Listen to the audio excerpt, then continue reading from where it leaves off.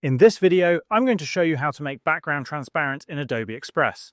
First, head over to Adobe Express and click on the Explore Quick Actions option on your screen. From the list of quick actions, select Remove Background.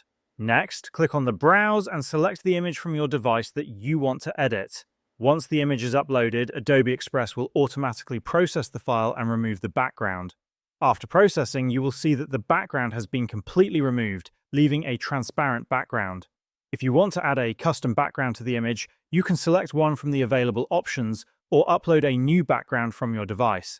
To save the image, click on the Download button on this window. If you want to remove the background from a video, the process is slightly different.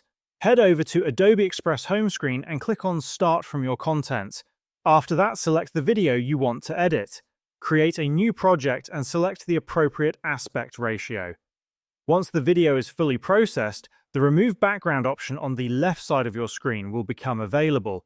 Click on Remove Background and wait for Adobe Express to process the video. After processing, the background will be successfully removed. You can now customize the video or export it with a transparent background. That's how you can make a background transparent in Adobe Express.